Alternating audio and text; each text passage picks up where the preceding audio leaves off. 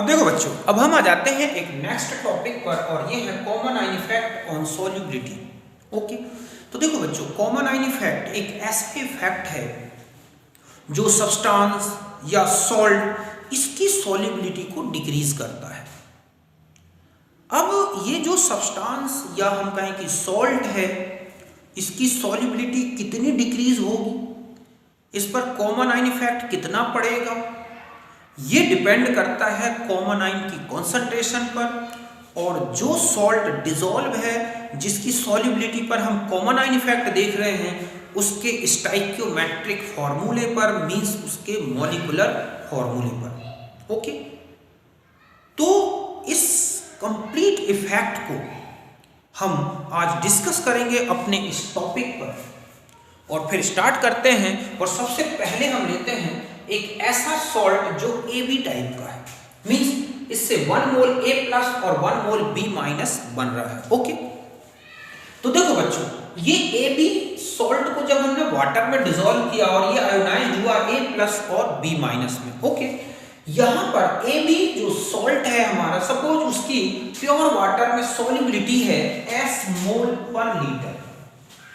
Okay, कि एक pure जो वाटर है उसमें जब हमने AB सॉल्ट को डिसॉल्व किया तो उस प्योर वाटर में जो AB सॉल्ट था उसकी सॉल्युबिलिटी है S मोल पर लीटर।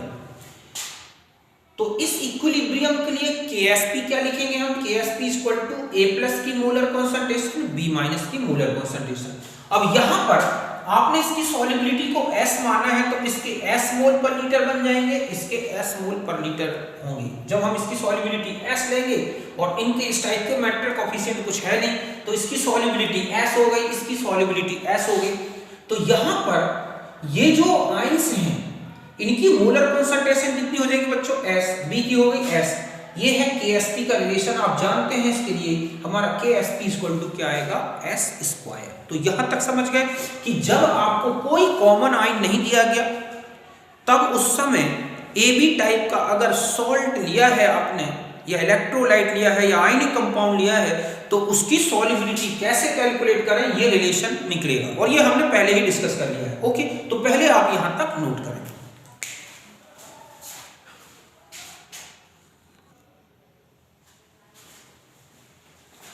अब देखो बच्चों, अब हम आ जाते हैं कि यहां पर AB जो सॉल्ट है, ओके, उसमें A+ और B- ये आयंस हैं। हमने इसके सॉल्यूशन में, मतलब AB सॉल्ट के सॉल्यूशन में एक ऐसा इलेक्ट्रोलाइट मिलाया जो A+ कॉमन आयन रखता है। ओके, सपोज हमारे पास AB सॉल्ट था, आपने वाटर में डिसॉल्व कर दिया, उसमें आपने ऐसा इलेक्ट्रोलाइट मिलाया जिसमें A कॉमन है। सपोज आपने AD टाइप का एक इलेक्ट्रोलाइट ऐड कर दिया। ये जो AD इलेक्ट्रोलाइट है, इससे जो A+ कॉमन आयन बन रहा है, सपोज उसकी कॉन्सेंट्रेशन है C। ओके, और इस कॉमन आयन की प्रेजेंस में AB सॉल्ट की जो न्यू सॉल्युबिलिटी है वो है S'। मैंने यहां ये लिखा है कि suppose A+ is common ion, मतलब AB जो हमारे पास सॉल्ट था उनमें से हम किसी एक आयन को, ये जो A और P में से किसी एक ऐसे इलेक्ट्रोलाइट को मिलाएं जो या A+ दे या B। तो हमने सपोज AD मिला दिया, यहां AD ने एक कॉमन आयन दिया A+। ओके, तो AB हमने an electrolyte which added with, ठीक है, solution of AB salt which give A+ common ion and concentration of common ion है C। मतलब आपने जो AD मिलाया है उसमें एक ही कॉन्सेंट्रेशन है C। The solubility of salt in the presence of common ion is S'। और इस कॉमन आयन की प्रेजेंस में अब जो सॉल्ट है उसकी जो सॉल्युबिलिटी है S' से लें, तो AB जब डिसॉल्व हुआ तो A+ की सॉल्युबिलिटी, मतलब इसकी सॉल्युबिलिटी S है, तो A+ की जो मोलर कॉन्सेंट्रेशन है वो हो गई S', तो B की S'। यहां तक तो बात समझ गए होगी। और AD इलेक्ट्रोलाइट मिलाया, उससे A की जो मोलर कॉन्सेंट्रेशन है वो है C। तो यहां देखें कि जो A+ टोटल होगा बच्चों अब सॉल्यूशन में, वो कहां से आ रहा है? AB इलेक्ट्रोलाइट से आ रहा है, मतलब AB सॉल्ट से, और AD जो इलेक्ट्रोलाइट आप बाहर से मिला रहे हैं उससे आ रहा है। तो टोटल AD कितना होगा? A की कॉन्सेंट्रेशन जो कि AB से मिल रहा है, AD की कॉन्सेंट्रेशन से जो A मिल रहा है, दोनों ऐड कर दें। ये कॉन्सेंट्रेशन जो A' की हमें मिल रही है AB से, वो है S', और जो इससे मिल रहा है इलेक्ट्रोलाइट से, वहां पर जो A+ की कॉन्सेंट्रेशन है वो क्या है? C। जनरली जो इलेक्ट्रोलाइट मिलाया जाता है कॉमन आयन के लिए वो एक स्ट्रॉन्ग इलेक्ट्रोलाइट होता है, और जो सॉल्ट होता है एबी टाइप का जनरली वो एक वीक इलेक्ट्रोलाइट के फॉर्म में होता है। तो यहाँ पर जब हमने एडी इलेक्ट्रोलाइट को मिलाया, यहाँ पर हम ये कहें कि एडी एक स्ट्रॉन्ग इलेक्ट्रोलाइट है, ओके। और हम जानते हैं कि जब स्ट्रॉन्ग इलेक्ट्रोलाइट मिलाएंगे तो उसके जो आयंस हैं वो सॉल्ट जो पहले से था उसकी रिस्पेक्ट में बहुत ज्यादा होंगे। तो AD से जो प्लस साइन मिल रहा है हमें, वो AB के जो AB से A प्लस साइन मिल रहा है उसके रिस्पेक्ट में बहुत ज्यादा कंसंट्रेशन रखेगा। तो हम ये कह सकते हैं ना बच्चों कि जो C है वो H डैश से बहुत ज्यादा है। तो यहां पर हम क्या करेंगे कि जो A प्लस टोटल है ना बच्चों, वो अप्रोक्सीमेट हम किसके इक्वल लेंगे, A जो हमारे पास किससे मिल रहा है, AD से, A प्लस और AD मींस हम यहां पर A प्लस टोटल जो है वो हम किसके बराबर ले लेंगे, C कंसंट्रेशन के बराबर। मतलब है कि हमारे पास A प्लस की जो टोटल कंसंट्रेशन है उसे हम क्या लेंगे, C।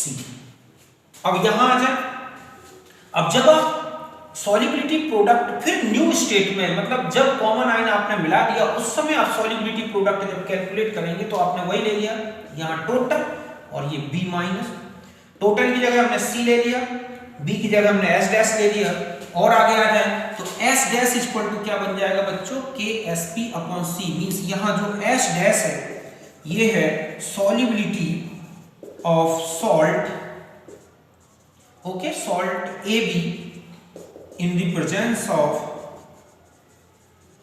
Okay, common ion. Common ion की प्रेजेंस में न्यू सॉल्युबिलिटी क्या है, ये है। यहां पर C क्या है बच्चों, molar concentration of common ion. ध्यान रखें कि यहां पर कॉमन आयन की मोलर कंसंट्रेशन है C, कि वो किस इलेक्ट्रोलाइट से मिल रहा है उस कॉमन आयन की हमें क्या करनी है, कंसंट्रेशन यूज करनी है। AB मतलब वो जो ये AD टाइप का है या AD2 टाइप का है या किस तरह का है हमें इससे मतलब नहीं है, हमें ये देखना होगा कि इस A की कॉमन जो कंसंट्रेशन टोटल मोलर कंसंट्रेशन है वो क्या है, उसे हम यहां पुट अप करेंगे। ओके, एक क्वेश्चन करते हैं, पहले आप इसे नोट करें।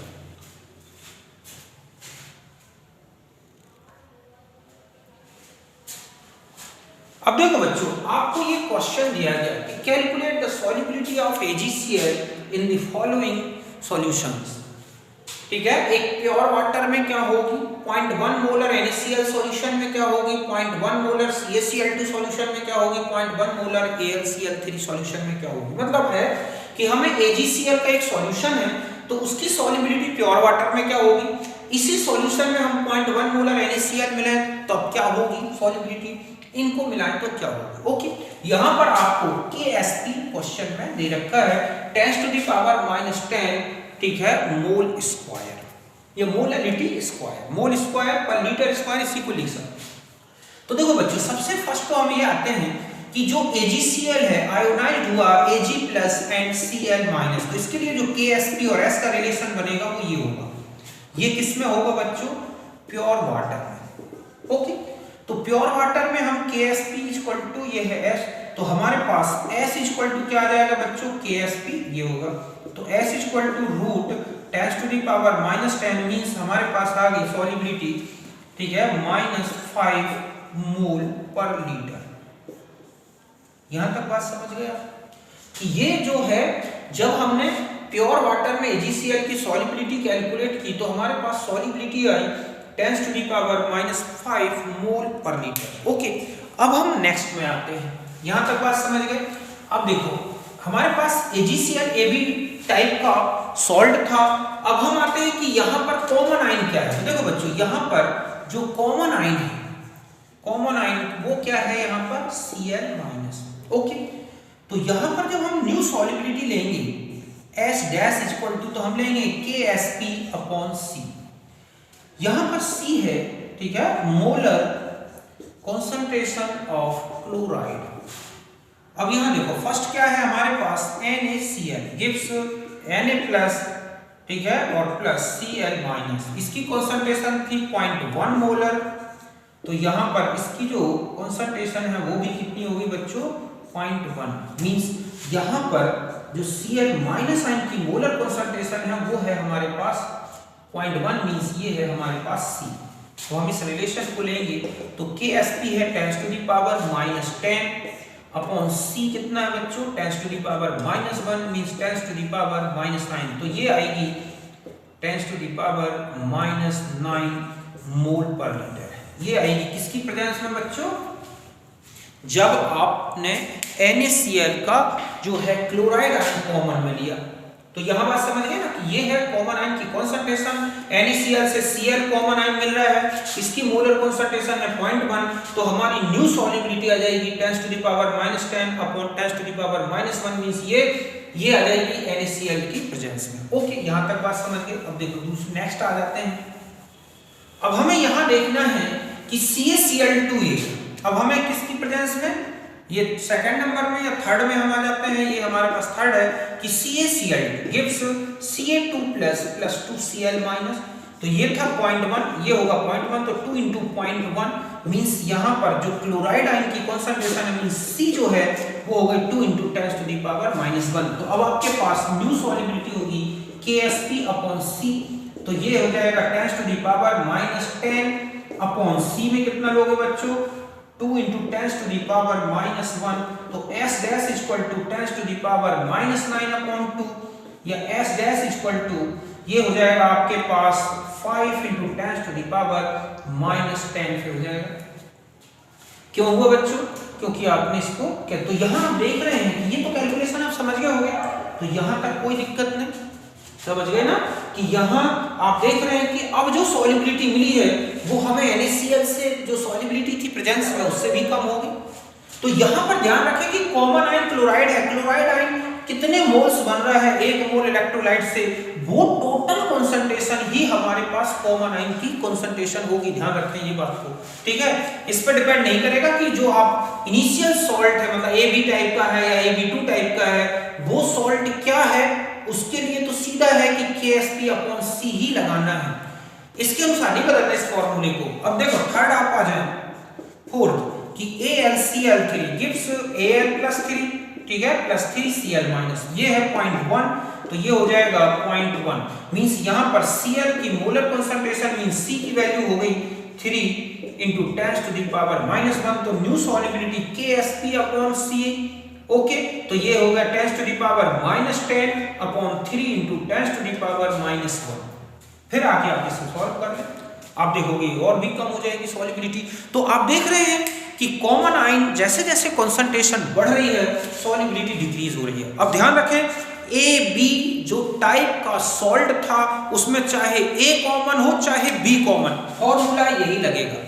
फिर से ध्यान से सुने, यहाँ जो C है वो कॉमन आयन की कंसंट्रेशन है, ये कंसंट्रेशन जो इलेक्ट्रोलाइट मिलाया जा रहा है कॉमन आयन बढ़ाने के लिए या उसकी प्रेजेंस लाने के लिए, वो कैसा है उसको ब्रेक करें, फिर देखें कि वो जो इलेक्ट्रोलाइट थी उसकी मोलर कंसंट्रेशन क्या है, और फिर उसकी जब ब्रेक हुआ तो जो हमारे पास कॉमन आयन बना अब उसकी क्या कंसंट्रेशन हो गई, उसको यहाँ यूज करना है।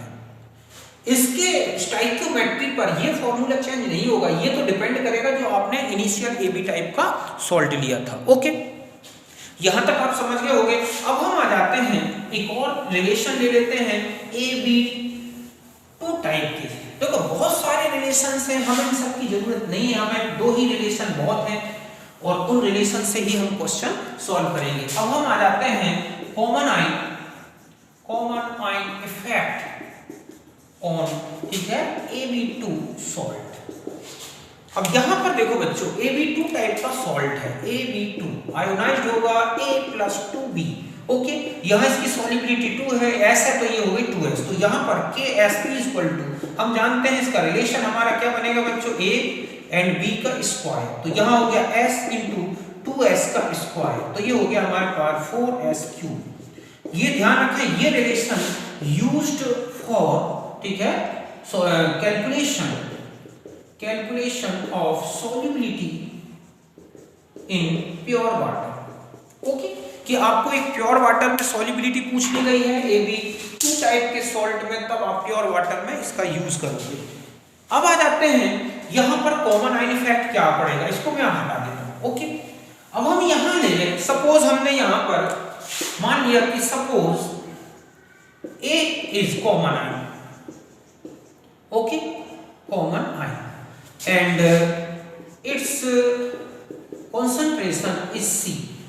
तो हम ये लिखेंगे AB2 gives A plus 2B, यहाँ S और ये है 2S। फिर हमने कोई AD टाइप का सॉल्ट मिला दिया, ये A ठीक है और प्लस किसमें D में, यहाँ इसकी कॉन्सेंट्रेशन C है तो ये हो गई C। अब यहाँ आ जाए हम A टोटल इक्वल टू क्या होगा बच्चों, A कहाँ से, जो आपको AB2 से मिल रहा है प्लस A कहाँ से लेंगे आप, AD से मिल रहा है। तो इसकी कॉन्सेंट्रेशन आप यहाँ देख रहे हैं S है और ये क्या है C। तो हम यहाँ फिर वही ले लेंगे रूल्स कि S में जो ये है बच्चों, मतलब हम ये कहें कि यहाँ पर S के रिस्पेक्ट में C को बहुत ज्यादा ले लेंगे तो AT इक्वल टू क्या हो जाएगा हमारा C। ओके, आप जिसको कॉमन आई ले रहे हैं ना बच्चों, ध्यान रखें केवल उसकी मोलर कॉन्सेंट्रेशन ले लें, उसकी सॉल्युबिलिटी को ये डैश लगा दें, न्यू सॉल्युबिलिटी ले रहे हैं हम, तो ये जो सॉल्युबिलिटी है उसके रिस्पेक्ट में या इसकी मोलर कॉन्सेंट्रेशन के रिस्पेक्ट में AD से जो C मिल रहा है वो सबसे ज्यादा है या उससे भी ज्यादा है। तो हम यहाँ पर KSP equal to A total और B का क्या लेंगे स्क्वायर। तो देखो बच्चों AT आपके पास यहाँ C इंटू यहाँ कर देंगे 2 ये हो, ओके ये इस तरह से और इसका स्क्वायर। तो KSP equal to C into ये क्या हो गया बच्चों S डैश स्क्वायर। यहां तक समझ गए। तो S square S dash square equal to KSP upon 4C। तो हमारे पास S डैश इक्वल टू आ जाएगा KSP अपॉन 4C। हम इससे न्यू सॉल्युबिलिटी कैलकुलेट करेंगे जब हमारे पास AB2 टाइप का सॉल्ट था और उसमें हमने किसको कॉमन लिया है, A को। जब A को कॉमन लेंगे तो आप इसमें जो सॉल्युबिलिटी कैलकुलेट करोगे न्यू सॉल्युबिलिटी, वो ये रिलेशन मींस जैसे आपने ले लिया NiOH होल ट्वाइस, ठीक है, और इसमें Ni कॉमन, तब आपको न्यू सॉल्युबिलिटी कैलकुलेट करनी होगी इस रिलेशन से। ओके समझ गए ना। अब यहां तक बिल्कुल समझ गए होंगे, कोई दिक्कत नहीं, आपको सीधा डायरेक्ट फॉर्मूला याद रखना है कि जब AB2 टाइप का सॉल्ट हो और उसमें A कॉमन दिख रहा हो, कोई इलेक्ट्रोलाइट जो मिलाया जा रहा है उसमें A कॉमन है, तो न्यू सॉल्युबिलिटी क्या होगी, तो ये होगी KSP अपॉन 4C रूट से। जबकि जो डायरेक्ट था आपने देखा प्योर वाटर में वो एक अलग था, KSP equal to 4S3। Okay यहां तक बात समझ गए होंगे। अब हम नेक्स्ट रिलेशन, इसी में एक और रिलेशन निकाल लेते हैं। अब हम इसमें B को कॉमन कर रहे हैं बच्चों। ओके तो जब हम B को कॉमन करेंगे, यहां पर हम क्या ले लें, B एक हमारा कॉमन है, तो हम प्योर यहां पर फिर हम लेंगे AB2 gives A plus 2B। Suppose ये सॉल्युबिलिटी है और ये 2S की ये सॉल्युबिलिटी। ओके कॉमन आइन में आप B को कॉमन कर रहे हैं, सपोज आपके पास CDA कॉमन ये है, तो C और D में C और B ये ले लें आप, तो C और यहाँ पर क्या है B, इसकी कॉन्सेंट्रेशन है C और इसकी यहाँ पर। तो ध्यान रखें कि जब आप A जो B टोटल लेंगे फिर वही रिलेशन लगा देंगे, B टोटल इक्वल टू, ठीक है, यहाँ पर हमें B कहाँ से मिल रहा है, AB2 से, प्लस B कहाँ से मिल रहा है हमें, CB से। तो ये जो कॉन्सेंट्रेशन है बच्चों आपने ली है, यहाँ पर हमारे पास थी 2S और यहाँ पर जो कॉन्सेंट्रेशन है वो क्या है C। तो B टोटल ध्यान रखें कि जो जब कैलकुलेट करेंगे और यहाँ पर 2S dash plus C approximate आप क्या लेंगे C, तो B टोटल इक्वल टू क्या यूज करेंगे C। अब फिर यहाँ पर रिलेशन लगा देंगे हम कि KSP इक्वल टू क्या लेंगे हम, यहाँ A और यहाँ B टोटल का स्क्वायर। तो यहाँ तो हो गया बच्चों S डैश इंटू यहाँ पर हो जाएगा आपके पास क्या यूज कर रहे हैं आप C, तो C का क्या लग जाएगा स्क्वायर। तो S डैश इक्वल टू क्या हो जाएगा KSP अपॉन C स्क्वायर। ये फॉर्मूला लगेगा जब AB2 टाइप में आपका क्या B कॉमन हो। सपोज आपने देखा कि यहाँ पर Ni की जगह OH कॉमन है, यहाँ पर OH कॉमन था, जैसे कि NaOH मिला दिया गया हो NiOH में, तब आपको new solubility KSP upon C square ये यूज करना है। इस साल का जो एक नीट में क्वेश्चन आया था NiOH में, जब NaOH मिलाया जाए NiOH होल ट्वाइस में, तो न्यू सॉल्युबिलिटी क्या होगी, वो इसी रिलेशन से सॉल्व होगी। तो यहां तक आप समझ गए होंगे कि 3 रिलेशंस बने इसके लिए। एक प्योर वाटर में जब AB2 में A कॉमन था, AB2 में B कॉमन था, तो आप न्यू सॉल्युबिलिटी को कैसे कैलकुलेट करें वो अब हम इसके एक दो क्वेश्चंस कर लेते हैं। ओके, तो आप इसे नोट करें।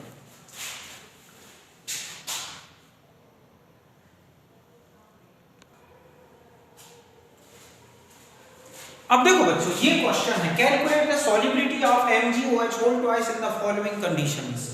एक तो प्योर वाटर में 1.1 मोलर NaOH की प्रेजेंस में, 1.1 मोलर MgNO3 की प्रेजेंस में, NO3 होल ट्वाइस की। ओके, यहाँ Ksp दे रखा है 10 टू द पावर -12। तो देखो बच्चों, सबसे पहले हम यहाँ आएंगे कि जो MgOH होल ट्वाइस का सॉल्ट है वो Mg2 प्लस 2OH माइनस, तो ये S तो ये 2S, तो Ksp का रिलेशन जो बनेगा बच्चों वो क्या हो जाएगा 4Sq। ओके, तो Sq इक्वल टू क्या हो जाएगा हमारे पास Ksp/4।